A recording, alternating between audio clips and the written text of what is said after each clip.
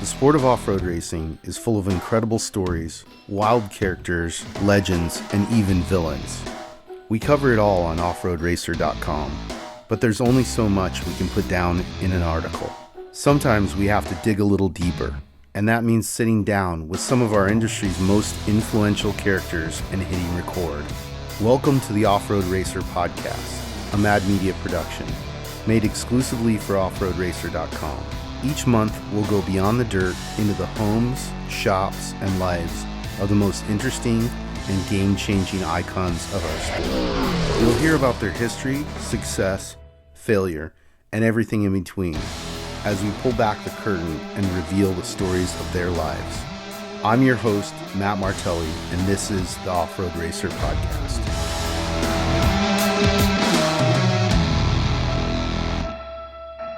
I'm Matt Martelli. This is the Off-Road Racer podcast, and I'm here with, I don't even know how to describe you, the wizard, right? The wizard of off-road, Bob Bower.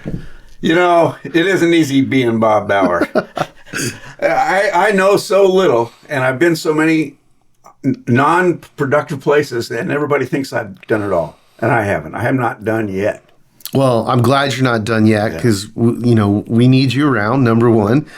And we've got plans, right? We do. I do. And now that the stem cell thing's here, it kind of gives me the magic wand of like, I'm just going to sneak up on you guys and give you a shot and keep you going for another 20 years, right? Yeah. I'll take it. I'm not desperate yet. Yeah. But I will be. Yeah.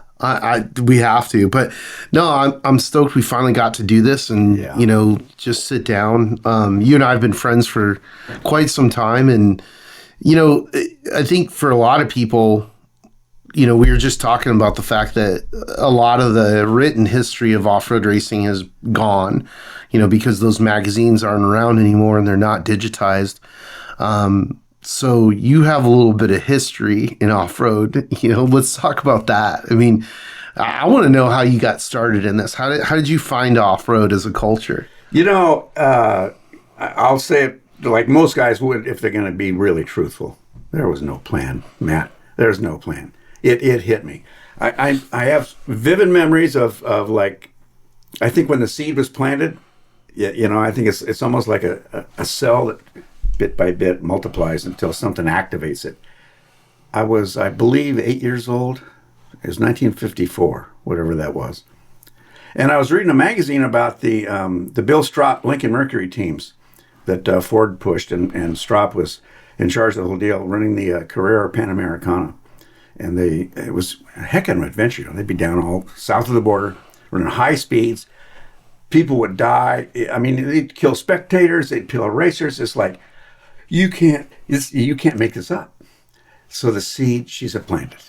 So time goes on. I'm a car guy. I grew up a car guy. My family wasn't car guys, but I would sit in the back seat of the Oldsmobile when we would go to Ram 49er games, and I'd read the cars on the street. There's a 57 Chevy because it's got the thing there, and then there's a 58 Buick because it's a big old lip on the front, Well, ended up, I'll shorten this because I could go too long. Got a job with BFGoodrich. They were hiring what they thought might be a workable situation. I was a lab rat.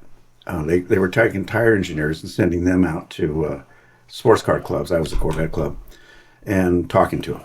Well, there's the disconnect that BF figured out is that these guys are all structure and fact and, solid discs and pretty dry. Talking to a group of Corvette owners who were there for the passion. Didn't make it. BF said, well, why don't we see if this guy, we can teach him tires. Maybe it'll work. If it doesn't, it's corporate America. We tried. It clicked.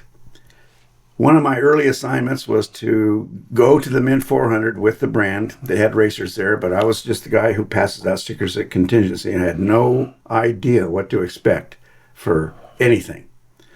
But contingency around dusk taught me a lot.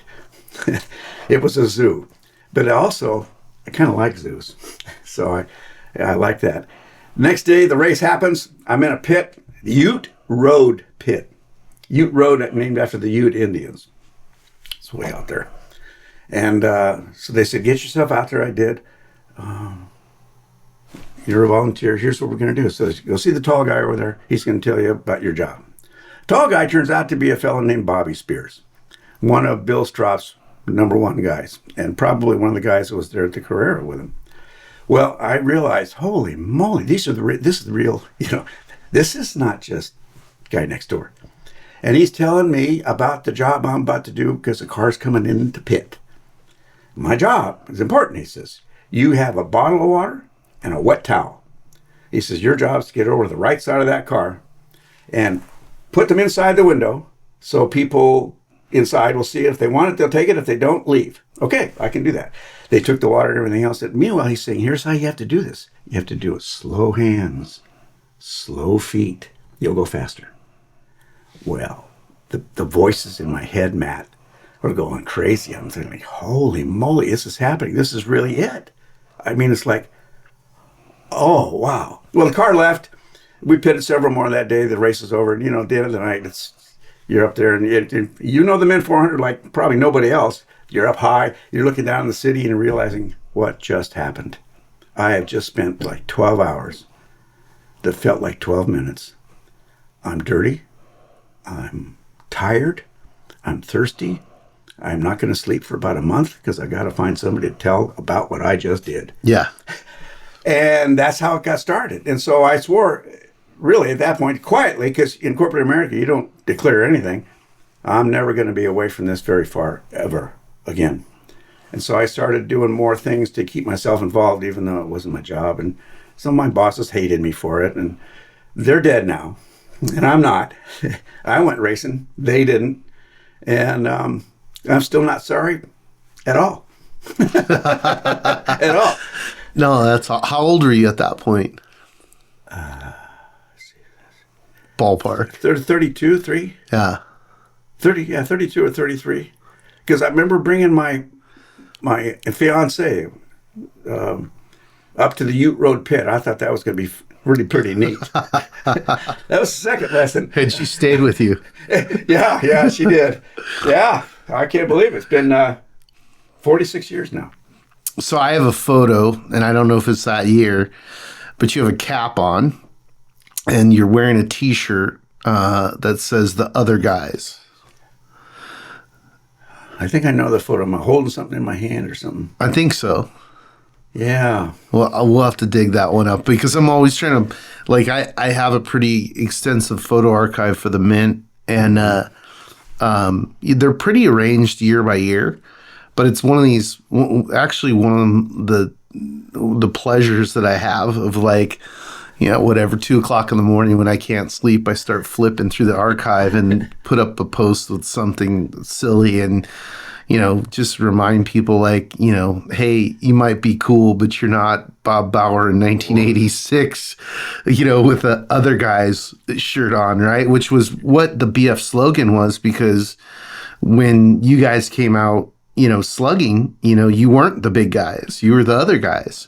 Totally little guys. Yeah. I didn't understand anything about the tire world when BFG hired me, but they took me back to Akron and started explaining things and explained to me where I fit into the conveyor belt, of stuff. And it made it clear that we, BF, are up against Goodyear, the big guys. Yeah. Money. And we can't do battle with them on their terms. So we have to we called it guerrilla marketing. And we wrote a marketing plan. We realized that we have to find their soft underbelly and do things they can't do. The thing they can't do is connect with people. Yeah. We always told them it was about tires. It never was. It was always about the people. And we created a program that involved people for getting them more educated in the tire world and everything else. And I became one of the teachers and trainers for that. And so that taught me a lot about tires and taught me a lot about how people work. And that sure came in handy sometimes in the cockpit of a race car. When you realize, I've seen this before, I know this, but the lessons you learn doing one thing are certainly applicable to a lot of things. Sure. And that's what happened. So I think that's kind of how I got hooked, and I stuck with it until 1982. Yeah, 82. But actually Christmas Eve day of December 24th, 1981. Boss calls me in the office. And I'll shorten the conversation because he was just about that diplomatic. He said, you're taking the off-road race job. You're going to run that program. Taking you off the program you're on, you're done. And the reason is the guy that was in there isn't doing a good job. I said, boss, I don't really want to be a 40-year-old race promoter. I like what I'm doing. They tell me I'm good at it, and I get a lot out of it. It's that job or you're fired. Well, that was an easy option. So I took the job. And when I got it, I realized, there's so much more here we could do with people. We don't have any money. The trouble is, all the racers, they look at you, you're a sponsor. You put your sticker on my race truck and I'll make you famous. You ever hear that, Matt? A little bit, yeah. A little bit. And you think, oh man, yeah, sure. Well, teams wanted in. We didn't have any money to give them. I mean, they didn't know it. The public didn't know. We were in the middle of a hiring freeze at BFGoodrich. And we also had a 5% salary cut across the board. And had a little of that. Because you couldn't let on to Goodyear that we were vulnerable. Right. Ready to take down, probably. Well, one thing led to another, and it worked. It worked. And so I lost my place. I can't remember where I'm headed. Well, you were talking about taking that position in 81, of race director, right? Yeah. And when I interviewed the teams, did the same thing anybody else would do. Pull that up there. I'm sorry. I interviewed the teams, did what everyone else would do. I said, well, okay, so you're now one of my teams. There wasn't that many of them. There's only like 4 or 5. Right. And went out to the West Coast to meet them and ask them about themselves and basically ask them the real questions, which is, why do you do this? What do you need? How can I help? That's it. The answer was pretty consistent, all 5 teams. Money. We need money. Well, in the back of my head, I'm thinking, oh man, shit, I don't got no money. I got some t-shirts, but I ain't got no money. So we had to figure out a way of making that pay. Then I asked the question because maybe it's a little bit of brass in this, but I said, so yeah, you need money. Why? I mean, what do you need money to do? Well, this racing's expensive. Mm-hmm. I don't see any muzzle marks on your forehead for coming out to do this. Well, we got down to what really is the expense? Listen, Bob, I got this told to me 3 times. Almost in this, like they were reading from the same piece of paper. It's not about the money for the race car. The race car is handled. You've got all the sponsorship takes care of the race car. That's easy. I mean, got it. Where we really spend a lot of money is like at a Baja 500, I got to set up 4 or 5 pits, send 4 or 5 people per pit down there. You got to feed them, got to buy them fuel, got to put them in a motel, got to get them there, get them back. That gets spendy. Now, you do it for a Baja 1000, I got to have 10 pits, each probably 5 or 6 guys, gals, whatever, feed them the whole deal. That's what costs money. Support. Yeah. And I said, okay, Bower, you ain't got no money. What do you got? Well, you got an idea. I said, listen, Don Adams, you got a 5th wheel trailer. Joe McPherson, you've got yourself a good old tractor trailer. BF, we got 2. And somebody else had a box truck. And I said, what if I made you a deal, Mr. Race owner, team owner, rich guy, whatever. Here's the deal. You commit to being part of a pit organization, meaning no shenanigans in the pit. Let the race be figured out by the desert. The desert will take care of that. Second, I need you to commit to me 2 volunteer human bodies per race that I can put anywhere and do anything I want with. Third, this may be the tough one, buy me 4 dump cans. You do that, we'll put a pit system together. The cost of your racing will dramatically drop because now you're sending 2 people, not 22. It's simple, I thought. Because that's kind of boring simple to suffer a relapse. But and we used that whole year of 1982 from Parker on to prepare ourselves for the Baja 1000. Right. And it wasn't, I can't take everything on Bob. I had some amazing help. I mean, Bill Strop took me under his wing, and for a full year, taught me, sat with me. We spent more windshield time, Matt, that's unbelievable. And he would explain the why behind the what. That stitches things down. You can use that later, and I did. So we had a pretty successful 1982 Baja 1000 for the brand. We had 6 first place finishes on our people, and clipped off 5 championships. And the pitting really made a difference. It really did. So what we did, because we still didn't have any money, T-shirts. Did I mention T-shirts? Yes.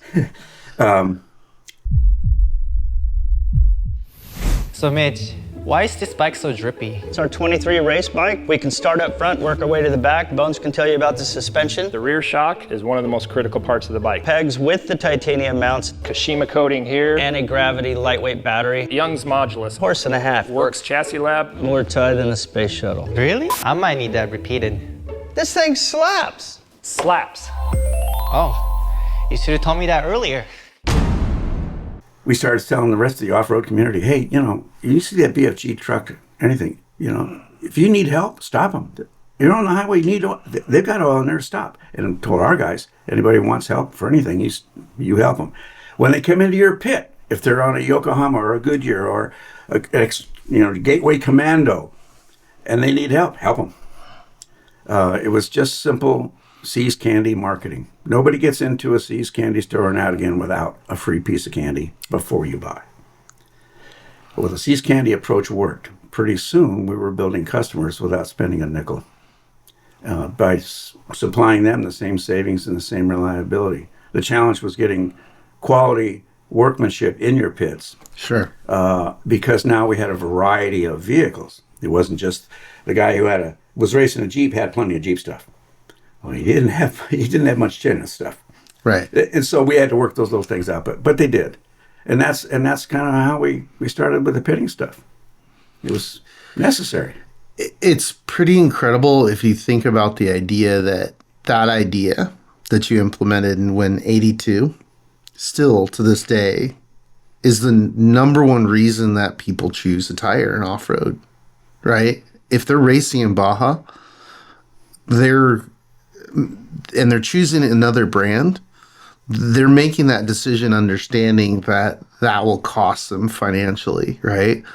And not just cost them financially, but the knowledge base too. It's funny because I have a friend, he just bought an unlimited truck, so he's all new. Mm-hmm. And so I'm re-explaining a lot of the things to him.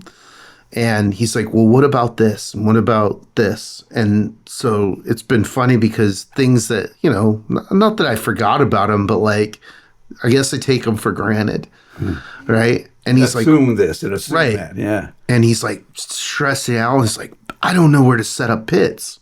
And I'm like, hey, calm down. No, you're on BFs, right? He goes, well, yeah. And I go, well, you can use their pit system. And he goes, what do you mean their pit system? And then I explained it to him, and he looked at me and goes, why would people run other tires? Right? And I'm like, voila, right? But it's crazy to think that in the world that we're in now, and the millions and millions of dollars that are being spent on marketing, yes, right?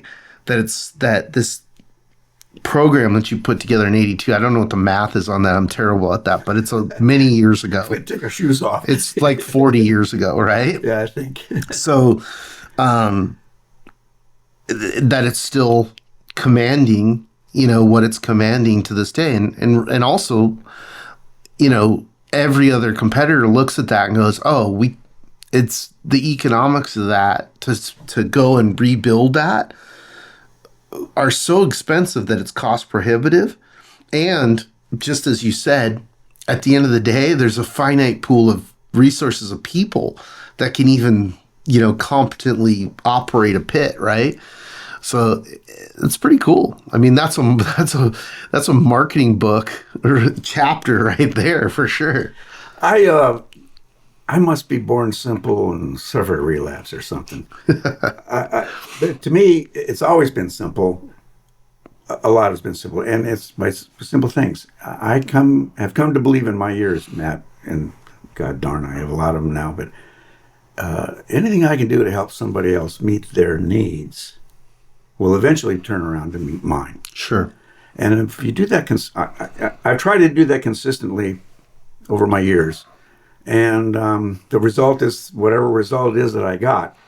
But I don't have to lie to folks, and no one expects me to. Right. And I kind of every now and then, if I'm thirsty and ask for something, I can probably get a beverage.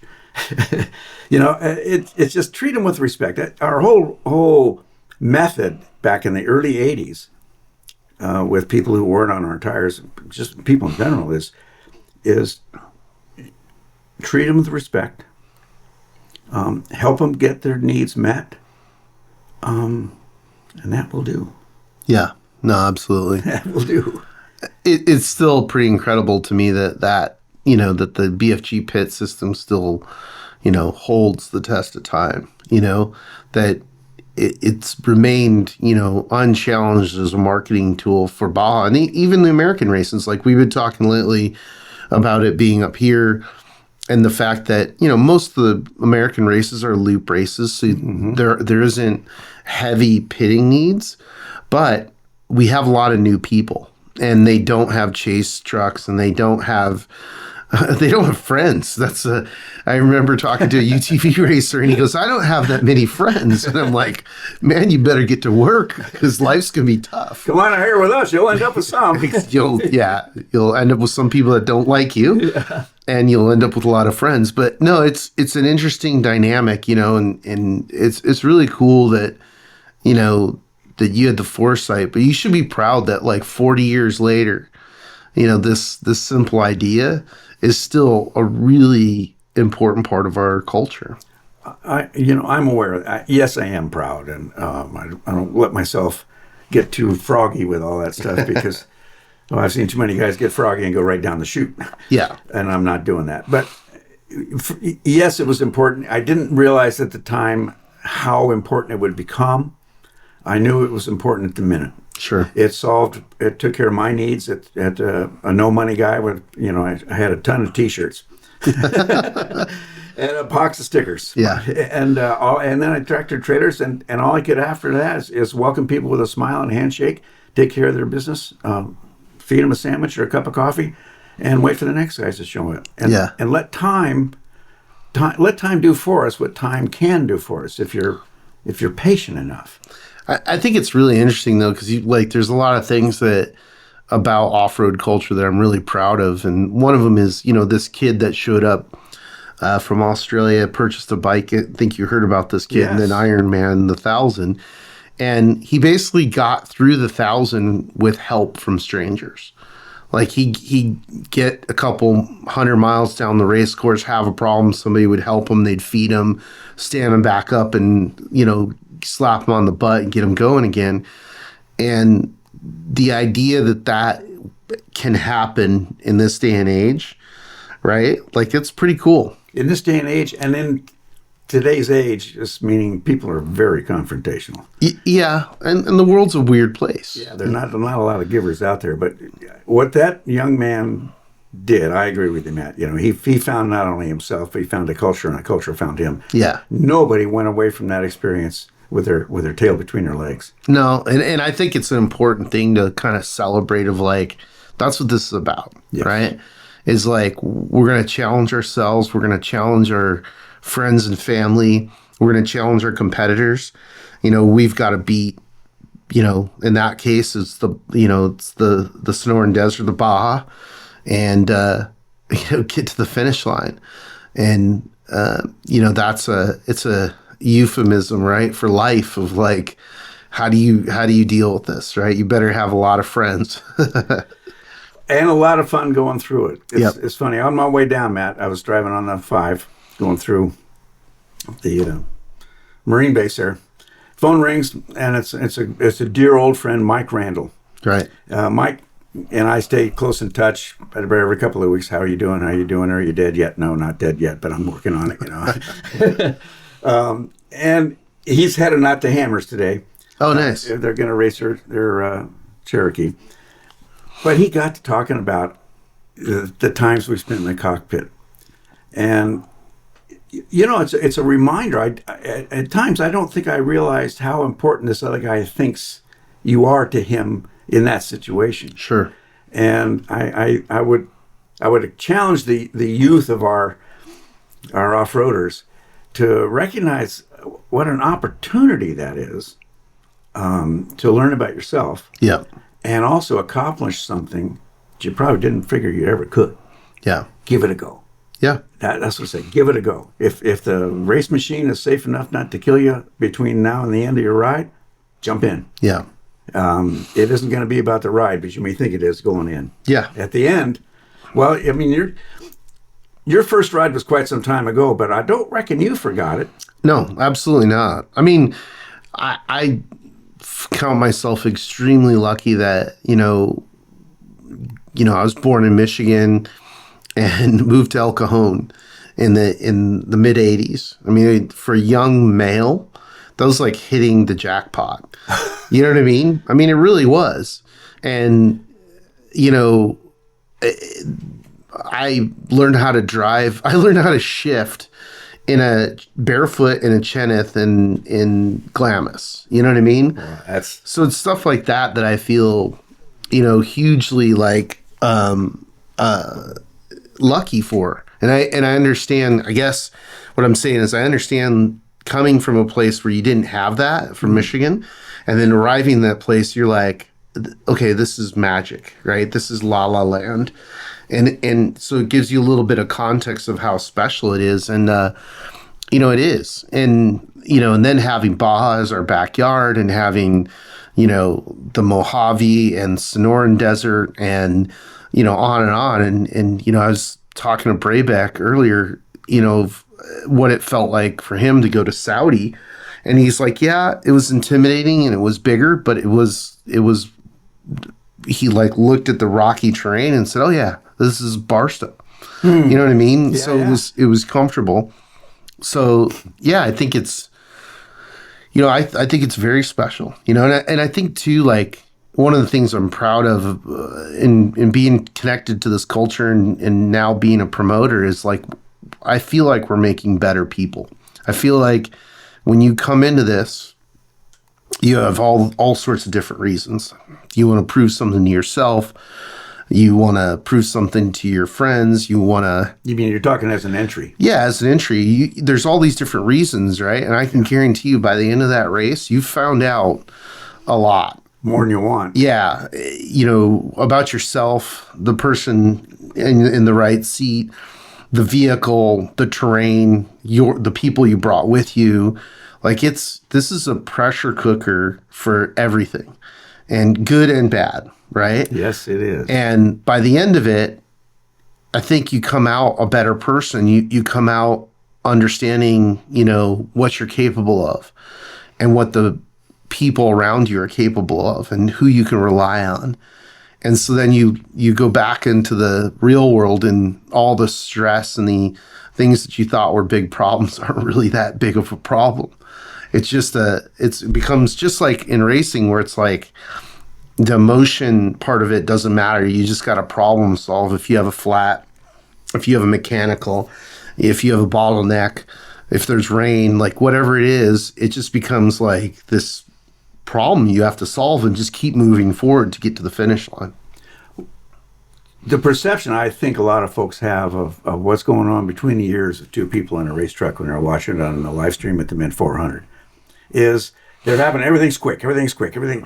But frankly, it's the ability to slow your brain down. Let everything else be quick, but slow your brain down and get like a 30,000 foot view of where you are right now. And I found in my experience in the right seat and the left seat, both, because I've done both, there brings a calmness to you when you say, oh, you know, it can be violent. It's totally zen. It really is. And then in the right seat, you know, I had an experience once that I worked at experiencing as many times as I could afterward, but it was a little fearful going in. It was one of those high speed deals where you're going down like this and your speed's going up. And then pretty soon the truck starts doing this. Then it starts doing a little bit of this. And then you start chining, and that's when there's that extra piece of throttle that throttles you through that. Meanwhile, you're over here looking over, you've got this time, speed, distance, obstacle, impact, result, frame of reference.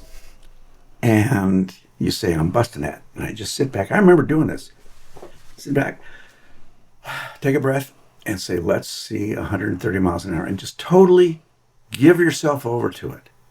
Matt, that is the most liberating feeling in the world, especially when you slow down and you come back. 100%. It is, but Can I guess who was driving? Racing against your dad is something that 90% of the racers in the world will never get. I've accomplished everything I wanted to do, and now he's just like taking the reins. I want to be remembered for being a huge part of short course, not just racing, keeping it alive, helping it grow. If it comes down to the last weekend and I'm in it, the boys better watch out.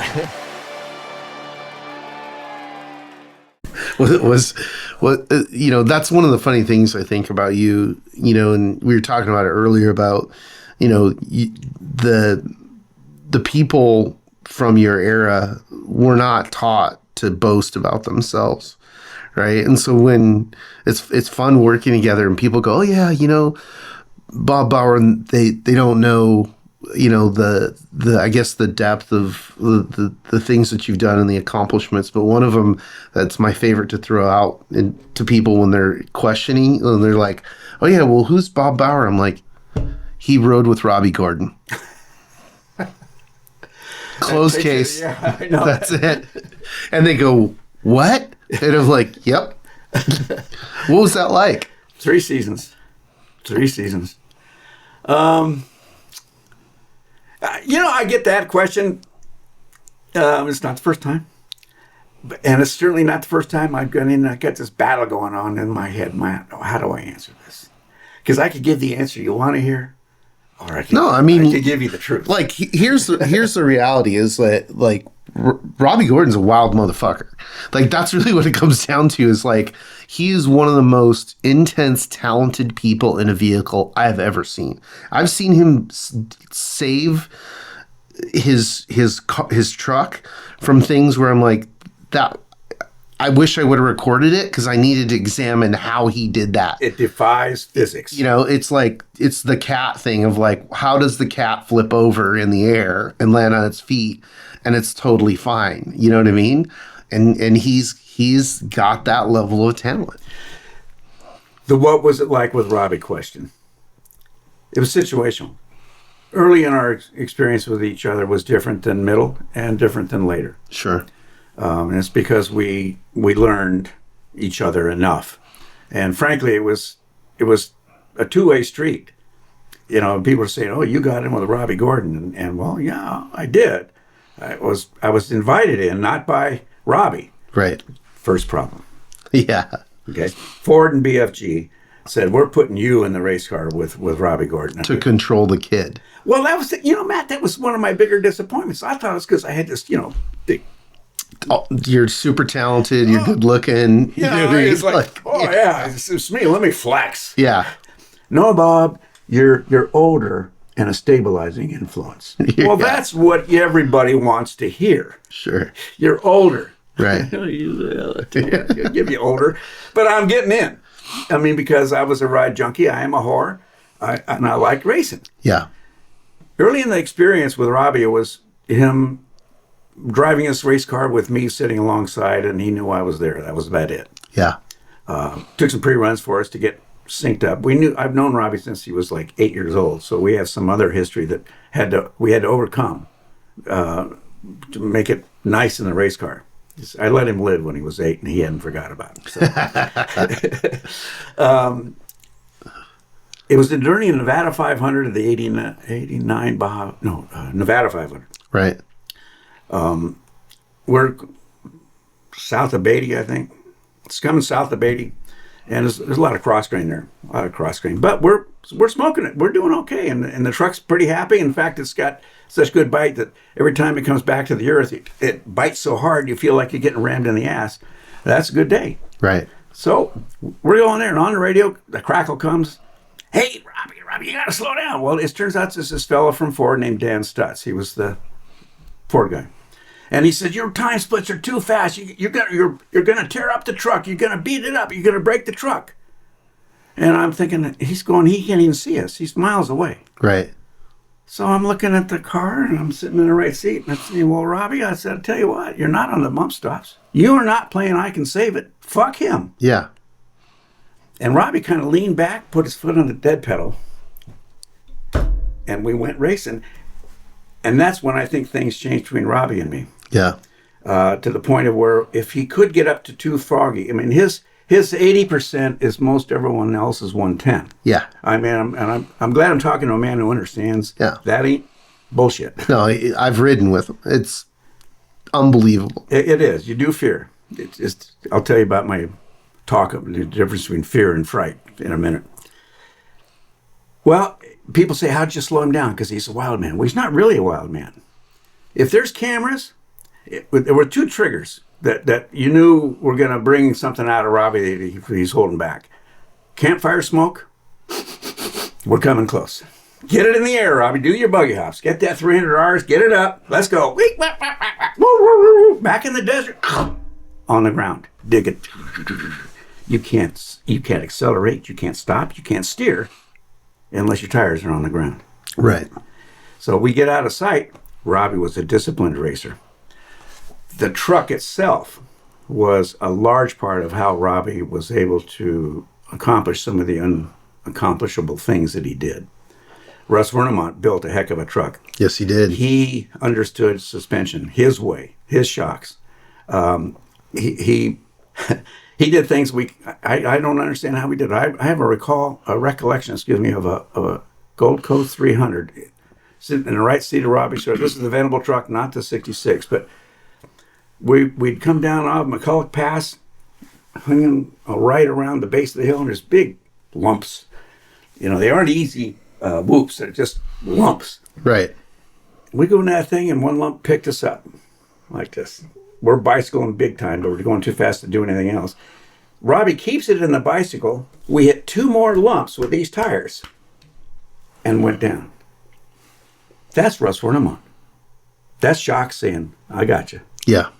So the truck was fast. Robbie was fast. We made friends to the point where if he was going too fast or doing something I thought was, sketchy, I would ask him a question. I would never, ever say, Robbie, slow down. Robbie, you got to take something off of this. Robbie, back down. Those are all aphrodisiacs. He's not a stupid man. No. Robbie, can the truck do this all day long? No, it can't. We lose some R's. Yeah. He decided. There were a couple of times where I actually, congratulated him on a great save. That opened a door to Robbie in the cockpit that I never knew was there. You hear about his battles with Walker. Mm-hmm. Even doing silly things out in the middle of the day for no reason. Yeah. Turns out Robbie's big deal in those years, I don't know what it's like today, but he just didn't want to displease people. And so he acted out. That was it. He was a kid. Good kid, though. And he really is. He gets so much negative from people who don't know him or maybe had a momentary encounter with him. But if you peel the onion, get through all of the showmen, because there's as much showman on Robbie Gordon as there was on Mickey Thompson. Well, he grew up in that era. He was the model. Like if you look at, you can't grow up with Mickey Thompson as one of your mentors and not be like Mickey Thompson. I agree. You know what I mean? Yeah. So I'm still a Robbie fan. I always will be. Yeah. Not so much a rah-rah fan, but what an amazing accomplishment he has mustered. And the adversities that he has overcome, some just so hard. Yeah, massive. Yeah. So Robbie's a big favorite of mine, and I'll defend him if I can. Sure. He merits that. Yeah. At least in Bob's criteria. I could be wrong. No, definitely. I mean, you know, the irony is like it's funny now because of the effort he's put into the manufacturing of UTVs, which is it's beyond incredible. It's sadomasochistic, Close. right? And he still wants to get up and do more, right? I actually hope to see him in a race truck again, because I know he's still there in his capabilities, and I see how he's grooming Max, and I think Max is going to just be a complete savage, right? So I'm excited for the future for both of them, you know, and I like that. Like, one of the things I've always liked about Robbie, and I think where, you know, everybody kind of cheers him on is, you know, he does represent the middle finger, right? He is the cowboy. He is America, right? He is the guy. He's not going to do things the right way, you know, and even in his NASCAR career, one of my favorite things to do to anybody who asks me who my favorite NASCAR driver is I tell them Robbie Gordon, and they get so offended, right? And I love it, because I'm like, hey, that's what off-road is. We are not the, like, button your shirt up, put the tie on, say all the right things. It's why it's cool is because it's still wild. Viscerally wild. Yep. Viscerally wild. There's just a lot about off-road that's been good. I don't know when it's going to end for me. I know it's going to. Yeah, you know, you mentioned how we're losing people in my class or category or age group or generation, sure, or whatever it is, and that's a reality. And I'll be one of them. Who knows when? It's like they say, you never do know when. But that same urgency that you described less than an hour ago is identical to the urgency I felt when Rod Hall came to me in '94 and said, hey, listen, I opened this box that was the Hall of Fame. I mean, I understand a little bit about it, but I need somebody to, you know, work it. And that's when he put it in my lap. Well, the urgency I felt then was that when Perlman put that box together in the back of the closet in about 1980 or 81, from the time that Rod Hall got it in 1994 and opened it in 95, there's a whole lot of off-road accomplishments, experiences, history, label it what you will, that occurred that nobody knew about. Right. And this was also happening, man, at the time when it was the black shirts, black shoes, black shorts, black hat and Bill at 2:00 wearing tats, those evil tats. And that was me. Yeah, and piercings through their ears, right? You know? And people in my generation look at me and say, "Oh my God, you're scum!" Here come the 909 kids. Yeah, right? Yeah. But I didn't quite see it that way. Maybe it's just because I'm not wired that way. But you know, what I saw was this is 20 or 25 years of absolute accomplishment that has occurred, and these guys that think they're different because they got the black and they got the tat and they got the hat, are no different. Right. They're off-road fans just like me. Absolutely. They got it just as bad as I do. Let's help them understand they got a heritage that's already there. If they only knew, they'd be proud. Right. And so that's when I started pushing for the Hall of Fame to recognize some of these historical people. Yeah.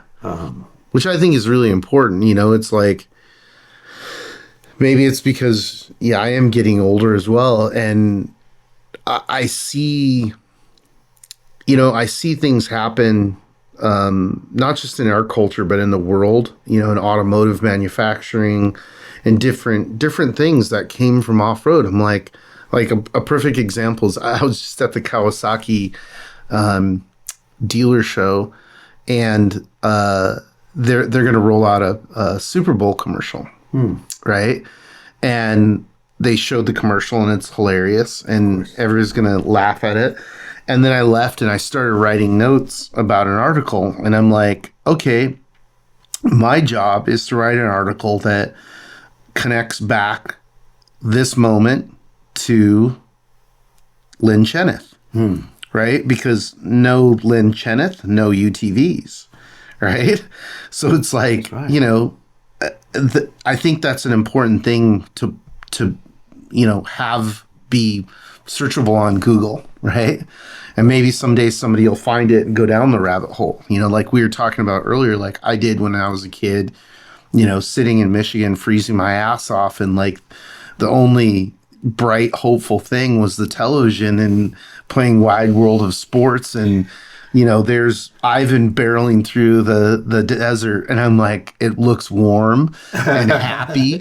And in my head, I was like, all these guys must hang out at a bar on the beach, and there's blondes everywhere. Come on, it's paradise, What's right? wrong with this picture? Yeah, Nothing. and I've been in, you know, 3 months of gray, haven't seen the sun. It's like slush outside, just miserable. And On the way to mud season. yeah, and you're just looking, and this TV's glowing. It's like your only source of light. It's like the sun, you know, and you want to climb into it. And fortunately, I did, you know.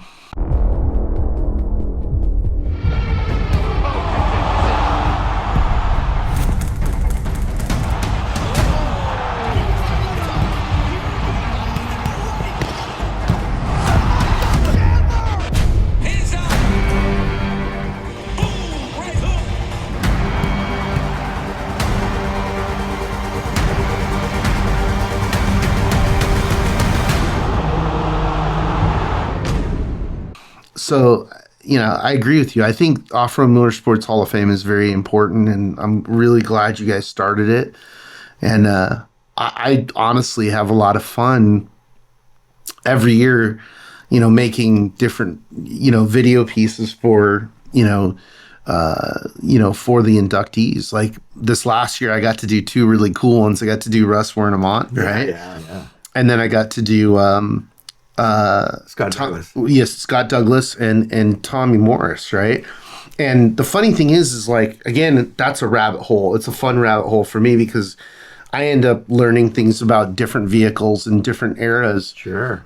That, you know, that knowledge isn't readily available. And so it's like, it's fun. It's like, oh yeah, that, you know, that truck that got outlawed? I'm like, no, tell me about that. You know, and it's like, I think it was Russ talking about the Pro 4 he built for Rob Mack that he did air suspension on so they could change it during the race. And he's like, that lasted about one season. They're like, nope, we cannot have Rob McCackern in that vehicle killing everybody, you know? And I'm like, oh, okay, that's cool, right? Same thing to Scotty Taylor with another Wernemont truck. Yeah. They couldn't beat it. They just outlawed it. Well, that's the cool thing. Again, it's like, you know, now Wernemont, you know, whether it's supposed to be on the books or not, I'm going to talk about it. But, you know, he's done work with Kawasaki with the KRX, and it's an amazing vehicle. You know, part of the reason that it's so good is because they're one of the few groups that instead of having some 20-year-old, you know, design it in computer with a bunch of theories, they went to the old guy who was like, yeah, I know what I'm talking about. Look at what I've done. You know, I mean, truthfully, he ushered in the era of the trophy truck. He did. You know, so. Do you know how we first went shock testing, Matt? Mm-mm. He has a place out in Marietta. That's the compound. Oh, you're going to talk about the bump. The bump. Yeah. He builds one bump. Out there, it's just dirt. He shapes it, he ramps it, does whatever. I don't know. You know, it gets way some more scientific than Bob can ever go. Right. But he just builds one bump, and then he has the driver just drive over it. And Russ watches the truck and twist a deal and drive over it again, and one bump, boom. And then look what that Kawasaki that he's building does. Yeah. I mean, my gosh. It's No, and it was really cool this year to see, you know, his son get in the truck at NORA. You know, and then, you know, consequential, the videos that came out of Carson driving it, you know, and then Carson basically had to skirt the question of had he ever driven a truck. He right? never drove one in his life. And he gets out there and just drives the piss out of it. It was rad. See, now there's today's generation kid, if you will, a little more, you know him. Yeah. He's no kid. maturity-wise. So Yeah. Annual years, he doesn't have a lot of those, but he's got a lot up here. He is one of those new people that will be telling that story, well, probably 30 years from now, At least. to somebody who's got a better method of doing this than this. I like that. Yeah. You know, that's one of the I call it a payback, Matt. It's one of the paybacks I think I'll take. Sure. Is whatever we've been doing, however much it has or hasn't worked, we're still getting more people involved, and they're finding those amazing personal or life lessons in the process. I think it's now more than ever for a couple of reasons. I think UTVs have brought in a lot of people. Yes. Trophy carts, then youth racing UTVs, but also the financial success of off-road, right? Of like, okay, now we have the Broncos back, we have a Raptor, we have multiple UTVs, we've got Jeep, Rivian, all these vehicles that are being built with off-road capabilities, and you have more people, you know, going off-road than ever before. Yes. So I think it's going to create more of those kids, you know, more of those people, right? And I've seen it in other eras or other areas, you know, like I was talking with Ricky Brabeck earlier, and, you know, I told him that it was a very self-satisfying moment for me to go to Dakar a few years ago and watch Seth Quintero and Mitch Guthrie, you know, go out in their first Dakar and go, hey, those are like effectively my kids. Like, they came from UTV racing and they're here at this big show, you know, spanking all these adults, and they're at that time they were in their early 20s, and, you know, I'm looking at, you know, some of the OGs that have raced Dakar, and they're like, where did these kids come from? And I'm like, hey, we have hundreds of these kids coming. You know what I mean? And they're all happy, wagging their tails, loving to go. Why fast. wouldn't they be? They started racing at 6 years old. I mean, that's, talk about the way to build happy people. You know what I mean? Yeah. But no, I think it's really cool. But to your point, you know, I think it's important that they know that this just didn't fall out of the sky. You know, that you know, there's all these people before them that help shape this culture into what it is. Yeah. Yeah. You know, Matt, I look back and I just can't believe it's been, the time has gone that fast for me. I mean, you talk about things that I did in 1982, and I'm thinking, gosh, you know, yeah, wow, that's a long time ago. I mean, my son's 43 years old, and he wasn't around when I started this stuff. You know, it's like, So, you know, so let's stitch down the history and the heritage, Bob says, and make sure it's at least identifiable so other people can share it for a long time. Sure. It's there's got to be other whack jobs out there like me that find this interesting. Oh, there's a lot. There's a lot. You know, it's interesting though how, you know, how this stuff is interconnected.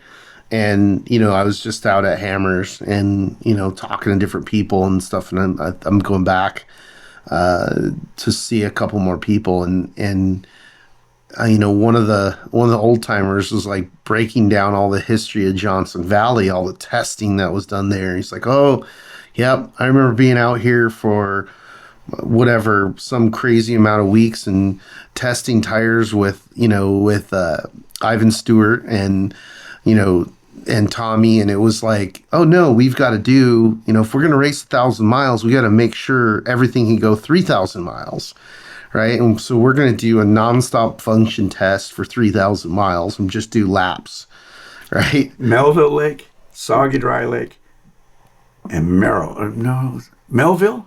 Yeah. That's the other lake. Yeah. And those were, they had mountains in between, lumps and rocks and everything else. That was a very popular test site because it was so close by. Yeah. And it wasn't necessarily visible like you would be in Parker. So yeah, we could get things done. We could get things done and nobody cared. But it's also incredible to me the amount of time that was put in to get us to this point, right? Like, it's easy now because we have bulletproof tires. We've got We've got shocks that are so amazing. We've got 36 inches of travel. You know what I mean? Like, was there life before 3 that? feet? Yeah. You know, it's like we talked to like, you know, the OGs, and it's like, yeah, we had 8 inches of travel, and that was awesome. We had another 2 in the sidewall, though. Yeah, exactly, because it's flexing so bad. But, you know, you see all the time and effort that was put in to develop these products that now, you know, people are just driving around on the street oblivious. They're like, hey, yeah, cool. If they get a flat, they're like majorly upset. I'm like, they can't even do the math. I'm like, you're driving a 10,000 pound vehicle, you know, and you're sliding it sideways and you're hitting curves with it, and it still doesn't go flat. And do you know where that sidewall technology came from? It came from off-road, because before off-road, nobody needed that, right? So it's pretty cool to be a part of that. It is. You know, you've just taken me back to 82. One of the challenges that was on the table in 82 for BFGoodrich was teaching drivers how to race on radial tires.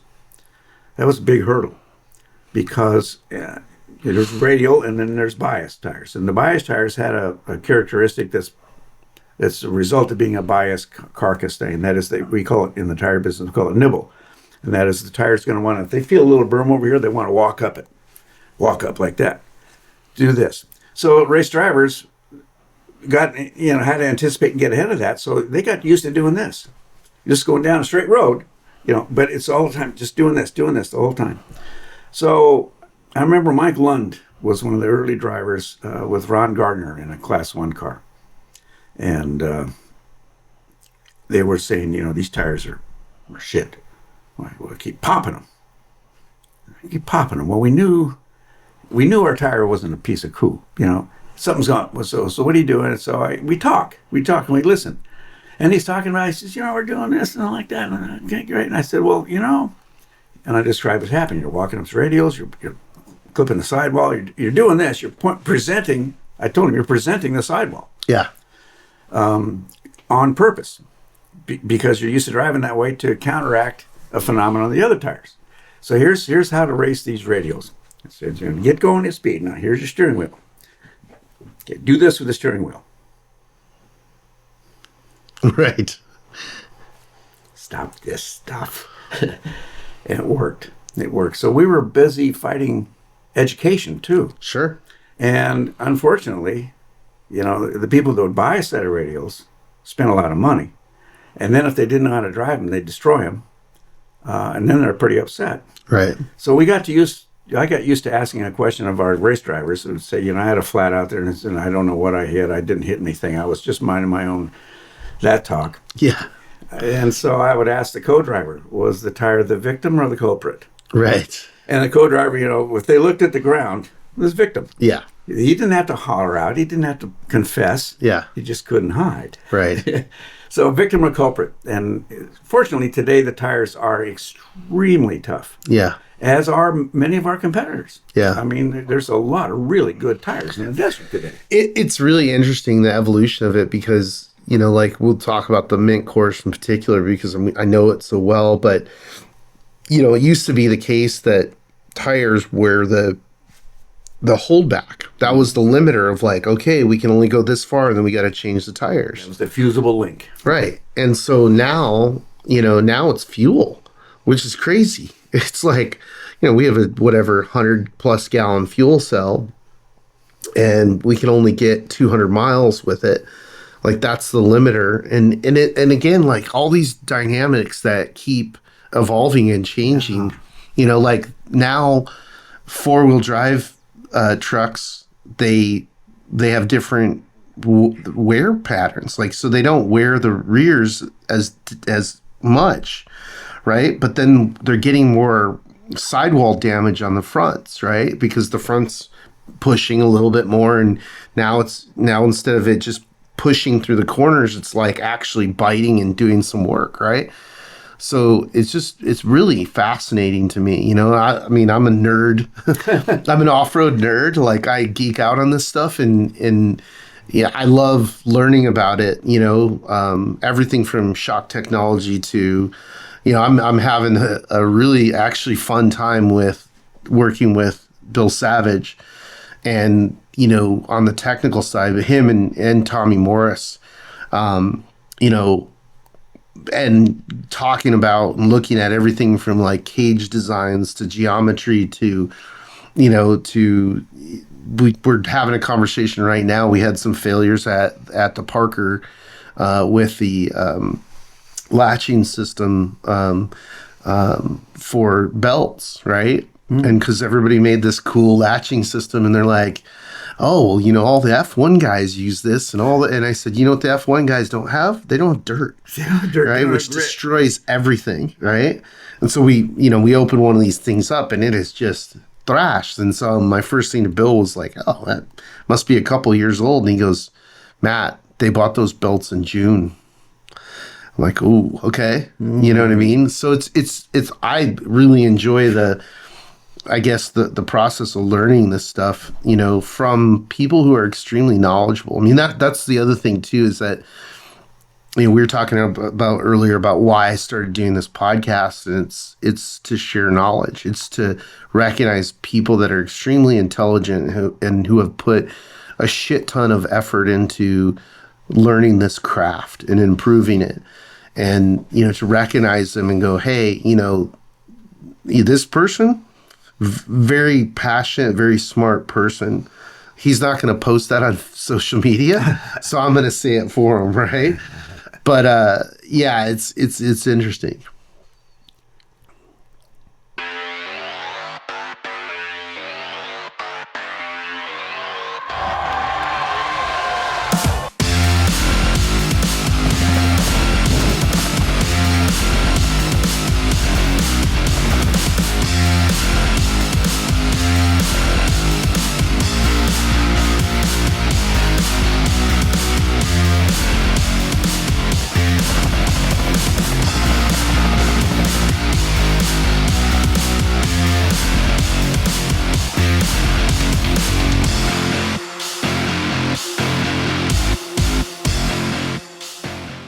Boils down to the people again. Yeah. It's always been, and it sounds so cliche, and I'm almost embarrassed to say it, but for me, it's always been about the people. Yeah. The race machinery are great, and I of course, I love it. I love the sound. I love the sensations, all that stuff, but it's those pesky humans that's kept me around so long. That, like, for sure. But one of the things is, like, to me, as a creative person, when I look at something as a puzzle, and I'm like, how did they come up with that? Like, where did that come from? Like, I want to know, right? And so having the ability to have these relationships with, all sorts of different people that are creating these products and, manufacturing the cars, the suspension, the tires, and going like, where'd you come up with that? And listening to their ideas and their rationale, I think it's pretty cool. Generally, it was to solve something. Yeah.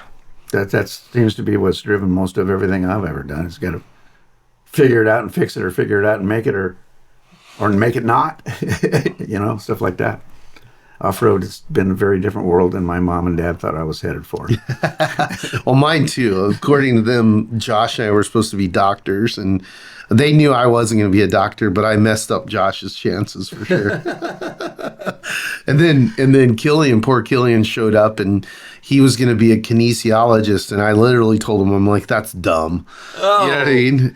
And once he got a taste of this, I mean, it was complete happenstance, right? He wasn't a motorsports guy, at all, and he stayed too long on Josh's couch and ended up, getting a ride with BJ Baldwin and having some other experiences, and he was just like, yeah, I'm not going home, It's, when I look at a guy like Killian, I don't know when he came to California, I don't know that, but he's a very relaxed guy. Yeah. And very straight out, honest. And so I can picture him having a problem after that ride with BJ of going back to Michigan and trying to explain it. Yeah. I wouldn't go back either. No, you just gone to outer space, basically, right? Pretty much. Because you have a ride in a unlimited truck like that, and with a driver like that, and your brain can't process it, right? Like you've been operating a vehicle your whole life, and even though he was young, he was like, well, yeah, if you hit a curb, the car does this, and you damage it. And then you get in, a truck that's 36 inches of travel, 1,000 horsepower, and then also the insane car handling that BJ has. And he's doing things to fuck with you, right? Of course. He's dumping it into corners, like to the point where you could probably reach out and touch the ground, right? And there's so much roll in those trophy trucks, it freaks you anyway. And one of BJ's favorite things to do is there's a fence out on the course at the Mint, 2 fence posts, right? And he, instead of just driving straight through it like any sane person would do, he sets it up, throws the truck sideways so it won't fit through the gate, and then right at the last minute he flicks it and threads the needle, right?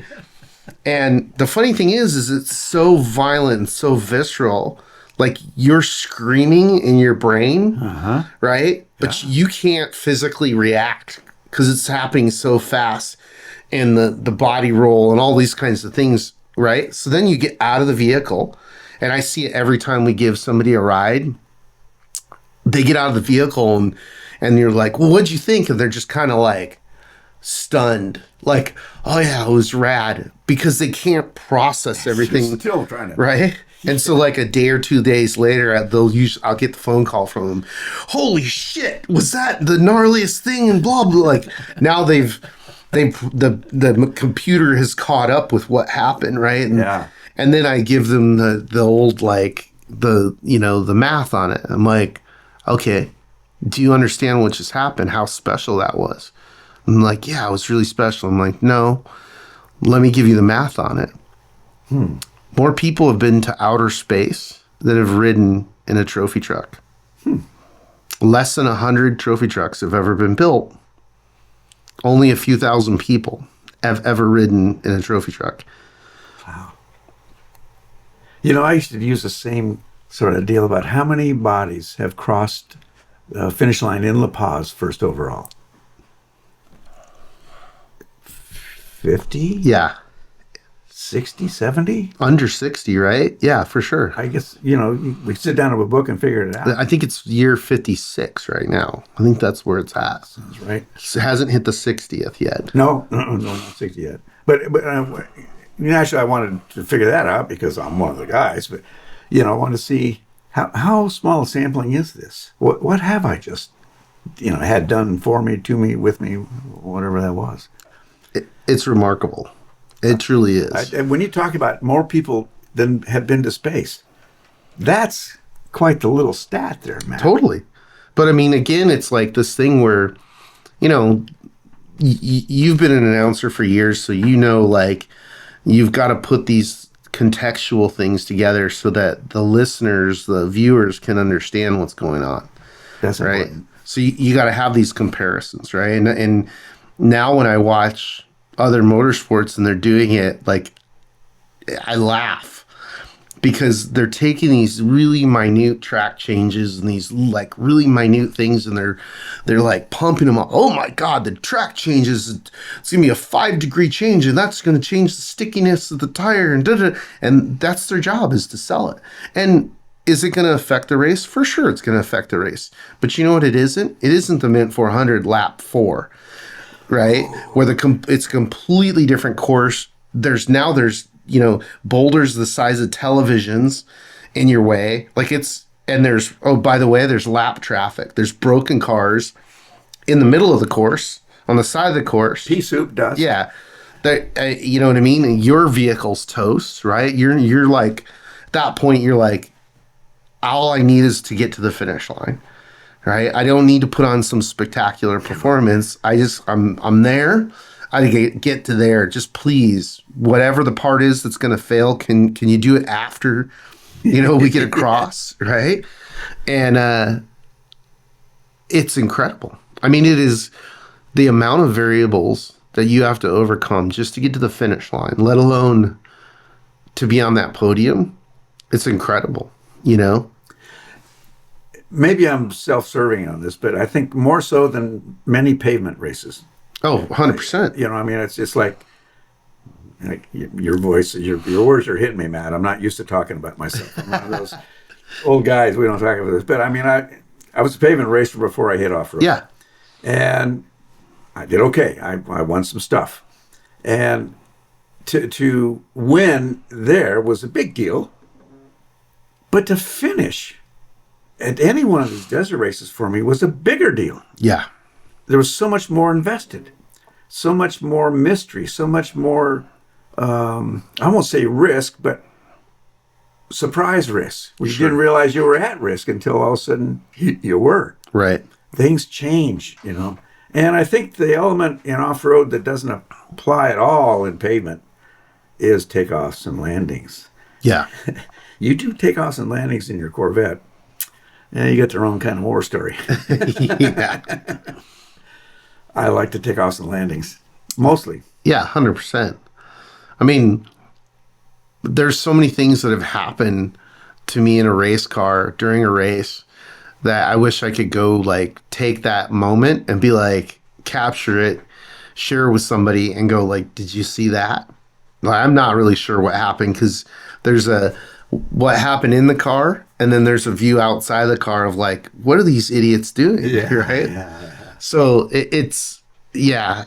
I mean, it's funny because that goes back to, you know, your broadcast career, you know, with all the things that you guys did and how it affected my generation, me, my brother in particular, and how that motivated us to not just be, you know, racers and spectators, but to, you know, want to take our cinematic skills and then share this with people and go, hey, there's some really badass shit going on in the desert.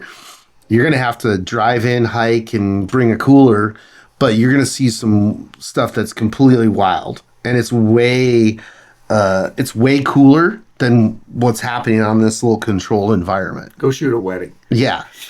So it's still one of those things where, like, you know, we debate it all the time in how do we bring the visceral experience of being at the race to people, you know, on the internet, on social media, et cetera, et cetera. And I think it's a puzzle that you always have to work on because there is no replacement for being there in person and hearing it and feeling the earth shake and, you know, feeling the you know, the V8 in your chest and, you know, that part of it. I mean, there's nothing. Smelling the wet dirt. Yeah. At the beginning. Yeah.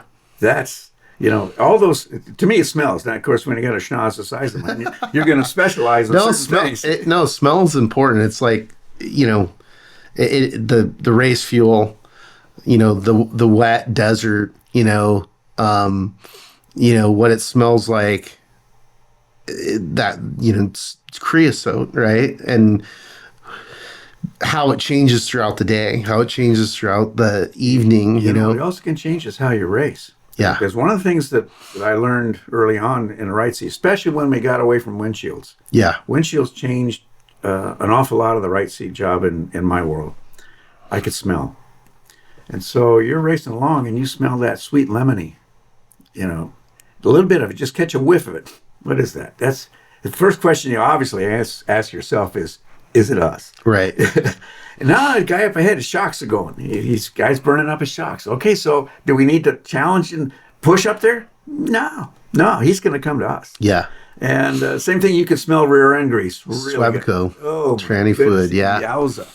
Nasty. So that gets to be kind of fun because then it becomes, let's, how long is it going to be before we find this guy? Is he still running? Right. Then you see the trail. Then you know you're getting close. What's bad? Sometimes you are the trail. Yeah, of course. It's terrible.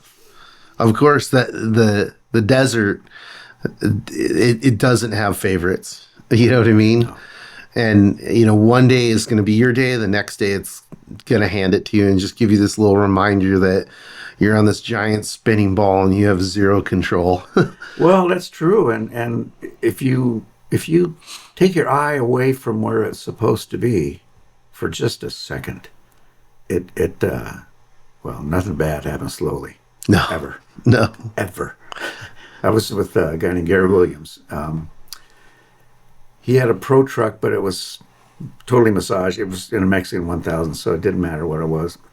He had been Ryan Arciero's co-driver for quite a long time, doing notes and things like that. And so he was going to drive because he'd done some Jetta Cup racing and things like that. So they were going to put me in with him from Bay of LA to San Ignacio. South. I can't remember. It's past San Ignacio, I think is where it was. Anyway, I guess he was all nervous up because they're putting Bob in with me. Christ, he's in with the principal or whatever. Right. And so he's in our pre-race talk and going over the truck. He said, "You got to watch this trans temps. You got to watch the trans all the time." I said, "Well, Gary," I said, I know how to read this Motec thing. I got that down, and you just drive and enjoy yourself and rely on me to help you know your systems are doing good." Right. I didn't say what I was gonna phrase, but I should have, because he pretty much ignored it. Right. Leading Bay of Italy. And have you been on that road ever? Oh, of course. Well, so it starts out kind of lumpy, and then it gets to going. Yeah. And you've got these little. They're not far. They're only, maybe 12 feet down. Yeah. They're not. It's not the Wile E. Coyote going off the edge. It's still end a day. It can be. And so we're running along there, and I'm watching what I'm supposed to do. But one thing I didn't tell him is I'm that kind of a co-driver. I watch my driver a lot. Sure. I know what his problems are. When I tell him, "You're having a brake problem now," how do you know? Well, your feet are busier than shit. That's how I know. Right. Well, so I catch him looking over at the Motec. I said, Gary, just drive the truck. Your training's doing fine. There's no temps going on here. You got to watch the training. Watch the race course. Well, he looked away 1 second, and there it was, a quick little left. Looked back up. It was too late. He was just about to go over the edge. We went over, landed in a tree, came in through my net and things like that. But all the way down that thing, I heard what I was hoping to hear. "Oh, Bob, I'm so sorry. Oh, Bob, I'm so sorry, Bob. Oh, man, did I screw up? Bob, I'm so sorry." Well, yes, you did. So we were kind of in this tree, and we knew we had a flat, and finally got out and sized things up. And as we're standing there, we heard another race car coming, and off of that same edge comes Walker in an open wheel car. Right. Tumbles it twice, nearly hits us with his right front tire. We're close enough to hear the guy sitting next to Walker saying, "Oh man, I'm hurt. And then you hear Walker, "You're not hurt. Get the fuck back in the car. Let's go." And he did. And they did. Well, Gary blew it just for that 1 second. It's just how fast things do happen in off-road. Yeah. And it isn't like when you're in a like Willow Springs, so you go off at Willow. Yeah, some pebbles. It's dirty and embarrassing, and everybody sees it. That's probably worse. But man, that desert will eat you up. You're so right. Just one little, nothing bad happens slowly. That was awesome. I appreciate the time. I think we only got 1/100th of the conversation. So we're going to have to do a few more of these. I would love that, except I don't like it all about Bob, except that that's what you do. So I don't know. It's been a fun deal for me too. I like this, Matt, and I would like to do more. I don't know why. I feel like a father for some of this off-road stuff. Sure. And part of that, I guess, is a responsibility. Yeah. I feel is to pass it along. My fun isn't fun until someone else picks it up. Yeah. Well, I think that's part of the culture, though, too, is like, I get, I don't know if it's a majority of enjoyment, but a lot of enjoyment on turning people onto this, right? Mm-hmm. And I'm lucky because, I get to stand at the finish line and watch all these people come across and listen to their stories and see how stoked they are. And, whether it's the kids, and to, like all the different people, and listening to like them talk about how this changed their life or, how their race was or, whatever it is. And I enjoy sharing it with people. There's just hardly anything better than a finish line vibe. Yeah. And to be able to stand there through a lot of finishes pumps you up. Yeah, it's pretty cool. Thank you for doing this. Appreciate it. Thank you for having me.